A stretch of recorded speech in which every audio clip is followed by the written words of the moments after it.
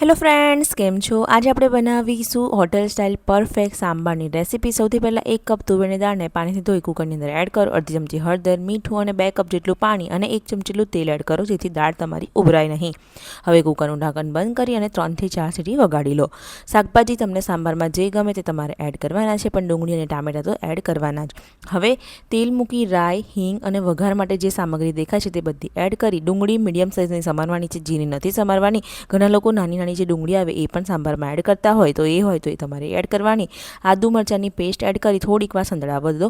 પછી ગાજર, દૂધી અને સરગવાની સિંગ એડ કરી 5 મિનિટ જેવું ઢાંકીને થવા દો. 5 મિનિટ પછી આ રીતે શાકભાજી ચડી જાય ત્યારે ટામેટાં એડ કરવાના છે. એની પહેલાં મસાલામાં હળદર, લાલ મરચું પાવડર, ધાણા જીરું પાવડર અને હા, સાંભાર મસાલો કોઈ પણ બ્રાન્ડનો લઈ શકો છો તે એડ કરી બરાબર સારી રીતે બધું મિક્સ કરી લો. ત્યાર પછી ટામેટાં એડ કરવાના છે. પહેલાં શાકભાજી ચડી જાય પછી તમારે ટામેટાં એડ કરવાના.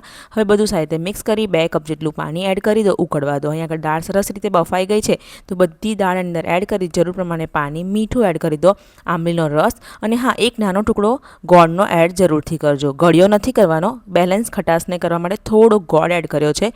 10 થી 15 મિનિટ જો સાંભારને ઉકળવા દો એટલે આપણો આ સાંભાર બનીને તૈયાર થઈ ગયો છે.